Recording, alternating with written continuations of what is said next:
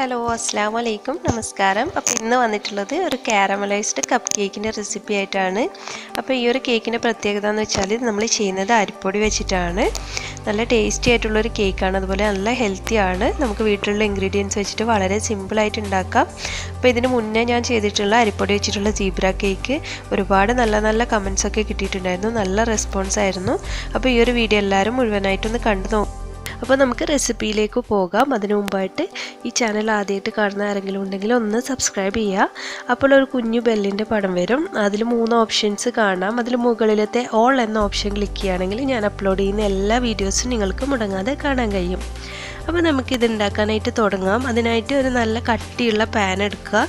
അതിലേക്ക് ഒരു 1/4 കപ്പ് പഞ്ചസാര ഇട്ട് കൊടുക്കാം. ഇനി ഇതൊരു 2 ടേബിൾ സ്പൂൺ വെള്ളം ഒഴിച്ചിട്ടൊന്ന് കാരമലൈസ് ചെയ്യാം. ഇങ്ങനെ തന്നെ വേണമെങ്കിലും കാരമലൈസ് ചെയ്യാം, കുറച്ചുകൂടി എളുപ്പം 2 ടേബിൾ സ്പൂൺ വെള്ളം ഒഴിച്ചിട്ട് ഇത് നമുക്കൊന്ന് കരിയിച്ചെടുക്കണം. അപ്പോൾ ഇത് നന്നായിട്ട് തിളച്ച് വരുമ്പോൾ നമുക്ക് ഇതുവരെയൊക്കെ ഹൈ ഫ്ലെയിമിൽ വെക്കാം. ഇതിൻ്റെ കളർ ഒന്ന് ചേഞ്ചായി വരുമ്പോൾ നമ്മളിത് ലോ ഫ്ലെയിമിൽ വെക്കുക. ഈ ഒരു സ്റ്റേജൊക്കെ എത്തിയാൽ ലോ ഫ്ലെയിമിൽ വെച്ചിട്ട് അടുത്ത് തന്നെ നിൽക്കുക. അപ്പോൾ കളർ ഇങ്ങനെ ചെറുതായി ചേഞ്ചായി ഈ ഒരു സ്റ്റേജൊക്കെ എത്തുമ്പോൾ നമ്മളൊരു 1/2 കപ്പ് ചൂടുവെള്ളം അടുത്ത് തന്നെ വെക്കുക.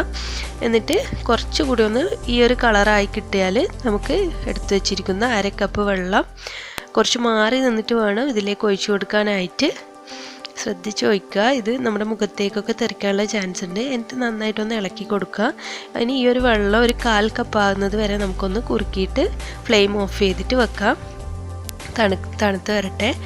ഇനി നമുക്ക് വേണ്ടത് ഒരു 1/2 കപ്പ് പഞ്ചസാര ഒരു മിക്സിയുടെ ചെറിയ ജാറിൽ ഇട്ട് കൊടുത്തിട്ടുണ്ട്. അതിലേക്ക് ഒരു ഗ്രാമ്പൂ, അതുപോലെ തന്നെ ഒരു പീസ് ഏലക്ക, പിന്നെ നമ്മുടെ ജാതിക്ക ഉണ്ടല്ലോ, നട്ട്മഗ് എന്ന് പറയുന്നത്, ആ ജാതിക്ക ഇതുപോലെ ഒന്ന് ഗ്രേറ്ററിൽ വെച്ചിട്ട് ഒന്നങ്ങ് ഗ്രേറ്റ് ചെയ്തിട്ട് ഒരു 1/2 സ്പൂണ് ജാതിക്കയുടെ പൊടി കൂടി ഇതിലേക്ക് ചേർക്കുന്നുണ്ട്. അതുപോലെ തന്നെ കുറച്ച് പട്ടയുടെ പൊടിയും ചേർക്കുന്നുണ്ട്. അപ്പം പട്ടയുടെ ജാതിക്കയുടെ പൊടിയൊക്കെ നമുക്ക് ഷോപ്പിൽ നിന്ന് വാങ്ങിക്കാനായിട്ട് കിട്ടും. അങ്ങനെ ചെയ്യുന്നവർക്ക് അങ്ങനെ ചെയ്യാം, അല്ലെങ്കിൽ ഇതുപോലെ ജസ്റ്റ് ഒന്ന് ഗ്രേറ്ററിൽ വെച്ചിട്ട് ഗ്രേറ്റ് ചെയ്തിട്ട് ഇട്ട് കൊടുത്താൽ മതി. അപ്പോൾ ഞാൻ പട്ടയെ അതുപോലെ തന്നെ ഒന്ന് ഗ്രേറ്റ് ചെയ്തിട്ട് ഇട്ട് കൊടുക്കുകയാണ്. അപ്പോൾ ഇത് ഏകദേശം ഒരു പ്ലം കേക്കിൻ്റെ ആ ഒരു ടേസ്റ്റൊക്കെ വരും. അതിന് വേണ്ടിയിട്ടാണ് നമ്മുടെ കാരമലൈസ്ഡും പ്ലം കേക്കിൻ്റെ സെയിം ഒരു പ്രൊസീജിയറാണ് ചെയ്യുന്നത്. പിന്നെ ഇതിൽ നട്ട്സും കാര്യങ്ങളൊന്നും ചേർക്കുന്നില്ല, ഡ്രൈ ഫ്രൂട്ട്സും നട്ട്സും അത്രേ മാറ്റുള്ളൂ. അപ്പോൾ ഇത് നന്നായിട്ട് പൊടിച്ചെടുത്തിട്ടുണ്ട്. ഇനി നമുക്ക്, ഞാൻ കപ്പ് കേക്കാണല്ലോ ചെയ്യുന്നത്, അതുകൊണ്ട് കപ്പ് കേക്കിൻ്റെ ട്രേയിൽ ഈ ഒരു മൗൾഡ് ഒന്ന് സെറ്റ് ചെയ്ത് വെക്കുകയാണ്.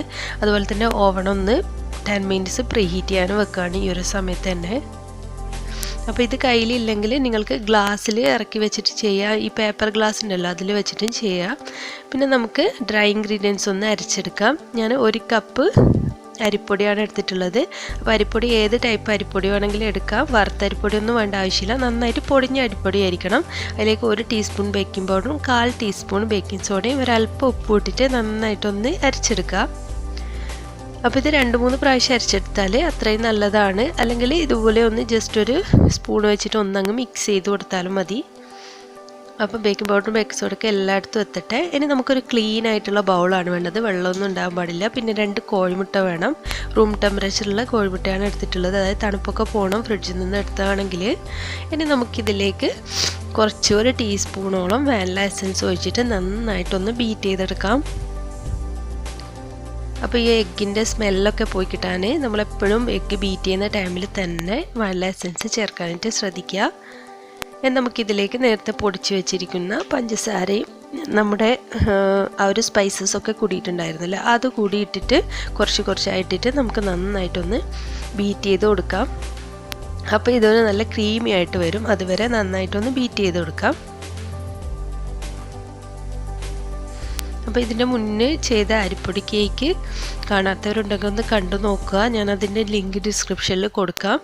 അത് സീബ്ര കേക്ക് ആയിരുന്നു, ചോക്ലേറ്റ് ഫ്ലേവറും അതുപോലെ വാനില ഫ്ലേവറും വെച്ചിട്ടുള്ള സീബ്ര കേക്ക്. നമ്മളിത് അരിപ്പൊടി കൊണ്ട് ചെയ്തതാണെന്നൊന്നും മനസ്സിലാവില്ല, നല്ല ടേസ്റ്റി ആയിട്ടുള്ള കേക്ക് തന്നെയാണ്. കഴിക്കുമ്പോൾ ഒട്ടും തന്നെ അരിപ്പൊടിയുടെ ഒരു ടെക്സ്ചറോ കാര്യങ്ങളോ ഒന്നും തന്നെ വരുന്നില്ല ഈ ഒരു കേക്കിന്. ഇനി നമ്മൾ നേരത്തെ ഉണ്ടാക്കി വെച്ച കാരമലൈസ് ചെയ്ത് ഷുഗർ ഇപ്പോൾ തണുത്ത് വന്നിട്ടുണ്ട്. ഇതിപ്പോൾ ഒരു 1/4 കപ്പാണുള്ളത്, അതുകൂടി ഇതിലേക്ക് ചേർത്തിട്ട് നന്നായിട്ടൊന്ന് മിക്സ് ചെയ്ത് കൊടുക്കുക. നമുക്കിതിലേക്ക് ചേർക്കുന്നത് ഒരു 1/4 കപ്പ് സൺഫ്ലവർ ഓയിൽ എടുത്തിട്ടുണ്ട്. അപ്പോൾ സൺഫ്ലവർ ഓയിലിന് പകരം ബട്ടർ മെൽറ്റ് ചെയ്തിട്ട് വേണമെങ്കിലും ചേർക്കാം. അപ്പോൾ നമ്മൾ ഓയിലൊക്കെ ചേർത്ത് കഴിഞ്ഞാൽ ഒരുപാട് നേരിട്ട് ബീറ്റ് ചെയ്ത് ജസ്റ്റ് ഒന്ന് മിക്സ് ചെയ്തിട്ട് നിർത്തി വെക്കുക. കണ്ടില്ലേ, ഇതുപോലെ മതി. ഇനി നമുക്ക് ബീറ്ററിൻ്റെ ആവശ്യമില്ല.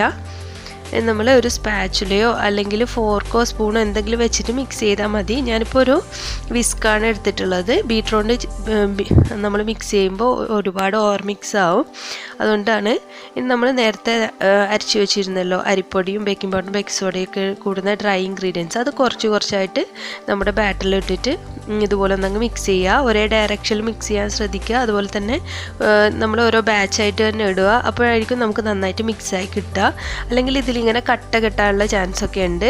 അപ്പോൾ നമ്മൾ ഒരുപാട് നേരം ഇട്ടിട്ട് ഇളക്കുകയൊക്കെ ചെയ്യേണ്ടി വരും. അതുകൊണ്ട് ഇതുപോലെ കുറച്ചായിട്ട് ഇട്ടിട്ട് ഒരേ ഡയറക്ഷനിൽ ഇട്ടിട്ട് നമുക്കൊന്ന് ഫോൾഡ് ചെയ്തെടുത്താൽ മതി. അപ്പോൾ ഈ ഒരു സെയിം റെസിപ്പി നിങ്ങൾക്ക് മൈദയിലൊക്കെ താല്പര്യമാണെങ്കിൽ, ഗോതമ്പ് മാവിലൊക്കെ താല്പര്യമാണെങ്കിൽ അങ്ങനെ വേണമെങ്കിൽ ചെയ്ത് നോക്കാം. അപ്പോൾ നല്ല കേക്ക് തന്നെ കിട്ടും. പക്ഷെ നമുക്ക് കുറച്ചുകൂടി ഹെൽത്തി ആയിട്ട് കുട്ടികൾക്കൊക്കെ കൊടുക്കാനായിട്ട് വേണ്ടിയിട്ടാണ് ഞാൻ ഇതുപോലെ അരിപ്പൊടി വെച്ചിട്ട് ട്രൈ ചെയ്തിട്ടുള്ളത്. അപ്പോൾ നമ്മുടെ ബാറ്റർ ഇവിടെ റെഡി ആയിട്ടുണ്ട്. ബാറ്ററിൻ്റെ കൺസിസ്റ്റൻസി എന്ന് വെച്ചാൽ കണ്ടില്ലേ, ഇതുപോലെയാണ് ഇരിക്കുന്നത്. ഇനി നമുക്കിതൊരു പൈപ്പിംഗ് ബാഗിലേക്ക് ആക്കിയിട്ട് വേണമെങ്കിൽ കപ്പ് കേക്ക് മൗൾഡിൽ ഒഴിക്കാം. കുറച്ചുകൂടി സിമ്പിളായിരിക്കും അങ്ങനെ ചെയ്യുമ്പോൾ. ഞാനിപ്പോൾ ഈ ഒരു സ്പൂൺ വെച്ചിട്ട് തന്നെയാണ് ചെയ്യുന്നത്. ഇതുപോലുള്ള കുഴിയുള്ള സ്പൂൺ ഉണ്ടെങ്കിൽ നമുക്ക് പെട്ടെന്ന് എളുപ്പമായിരിക്കും. ഇത് അത്യാവശ്യം ഒരു വലിയ സൈസ് കപ്പ് കേക്ക് മൗൾഡാണ്. അതുകൊണ്ട് തന്നെ ഒരു 12 കേക്ക്സാണ് നമ്മൾ ഈ ഒരു ബാറ്റർ വെച്ചിട്ട് ഉണ്ടാക്കിയെടുക്കുന്നത്. അപ്പോൾ ഇത് മുഴുവനായിട്ട് നമുക്ക് എല്ലാ കപ്പ് കേക്ക് മൗൾഡിലും ഒഴിച്ചു കൊടുക്കാം. അപ്പോൾ ഈ പേപ്പർ കപ്സിൽ ഒഴിക്കുമ്പോൾ ശ്രദ്ധിക്കേണ്ടതെന്ന് വെച്ചാൽ ഒരുപാട് എന്താ പറയുക, നമ്മൾ ഈ ഒരു പേപ്പർ കപ്പിൻ്റെ അതേ ഹൈറ്റിൽ ഒഴിച്ചു കൊടുക്കാൻ പാടില്ല. കണ്ടില്ലേ, ഒരു പകുതിയിലും കുറച്ച് കൂടുതലായിട്ട് മാത്രമേ വരാൻ പാടുള്ളൂ. അപ്പോഴാണ് നമുക്ക് ബേക്കായി വരുമ്പോൾ നല്ല പെർഫെക്റ്റ് ആയിട്ട് കിട്ടും. അല്ലെങ്കിൽ പുറത്ത് ഒഴുകി മറിയാനുള്ള ചാൻസ് ഉണ്ട്. ഇനി ഒന്ന് ടാപ്പ് ചെയ്തിട്ട് നമുക്ക് ബേക്ക് ചെയ്തെടുക്കാം. അപ്പോൾ പ്രീ ഹീറ്റ് ചെയ്ത ഓവണിൽ ഒരു 12 മിനിറ്റാണ് വെച്ചിരിക്കുന്നത്. 180 ഡിഗ്രിയിൽ 12 മിനിറ്റ് ആകുമ്പോഴത്തേക്കും നന്നായിട്ട് ബേക്കായി വന്നിട്ടുണ്ട്. നല്ല സോഫ്റ്റാണ് നമ്മുടെ കേക്ക്. അപ്പോൾ ഇത് തണുക്കാനായിട്ട് മാറ്റി വെക്കുകയാണ് ഒരു പ്ലേറ്റിലേക്ക്. ഇപ്പോൾ കേക്ക് തണുത്ത് വന്നിട്ടുണ്ട്. ഞാനൊന്ന് ഡീമോൾഡ് ചെയ്ത് കാണിച്ചു തരാം. കണ്ടില്ലേ, നിങ്ങൾക്ക് കാണുമ്പോൾ തന്നെ മനസ്സിലാവും നല്ല സോഫ്റ്റാണ്. അതുപോലെ തന്നെ നല്ല ഒരു പ്ലം കേക്കിൻ്റെ ആ ഒരു ടേസ്റ്റാണ് ഇതിന് വരുന്നത്. അപ്പോൾ പ്ലം കേക്കൊക്കെ ഇഷ്ടമുള്ള, കാരമലിൻ്റെ ടേസ്റ്റ് ഇഷ്ടമുള്ള എല്ലാവർക്കും നല്ല ഇഷ്ടമാകും. അപ്പോൾ എല്ലാവരും ഒന്ന് ട്രൈ ചെയ്ത് നോക്കുക. ട്രൈ ചെയ്യുന്ന സമയത്ത് എന്തെങ്കിലും ഡൗട്ട് ഉണ്ടെങ്കിൽ കമൻറ്റ് ബോക്സിൽ അറിയിച്ചാൽ മതി. അതുപോലെ നിങ്ങൾക്ക് ഈ ഒരു റെസിപ്പി ഇഷ്ടമായാൽ ഫ്രണ്ട്സിനും ഫാമിലിക്കൊക്കെ ഒന്ന് ഷെയർ ചെയ്ത് കൊടുക്കുക. പിന്നെ സബ്സ്ക്രൈബ് ചെയ്യാത്തവരുണ്ടെങ്കിൽ പ്ലീസ് ഒന്ന് സബ്സ്ക്രൈബ് ചെയ്ത് സപ്പോർട്ട് ചെയ്യുക. പിന്നെ ഞാൻ ഇതിന് മുന്നേ അപ്ലോഡ് ചെയ്തിട്ടിരുന്ന സീബ്ര കേക്ക്, അരിപ്പൊടി വെച്ചിട്ടുള്ള സീബ്ര കേക്കിന് ഒരുപാട് നല്ല കമൻറ്റ്സ് കിട്ടിയിട്ടുണ്ടായിരുന്നു. അത് മിക്സി വെച്ചിട്ടായിരുന്നു ചെയ്തിട്ടുള്ളത്. അപ്പോൾ ഒരു സാധാരണക്കാരായ എല്ലാവർക്കും ട്രൈ ചെയ്യാൻ പറ്റുന്ന റെസിപ്പി ആയിരുന്നു. അപ്പോൾ ഇതുപോലുള്ള കമൻറ്റ്സൊക്കെ കാണുമ്പോൾ ഭയങ്കര സന്തോഷമാണ്. അതുപോലെ തന്നെ ഈ ഒരു റെസിപ്പി നിങ്ങൾക്ക് ഇഷ്ടമാവുമെന്നാണ് കരുതുന്നത്. ഇഷ്ടമായാൽ ലൈക്ക് ചെയ്യാനും ഫ്രണ്ട്സിനും ഫാമിലിക്കും ഷെയർ ചെയ്യാനും മറക്കല്ലേ. താങ്ക്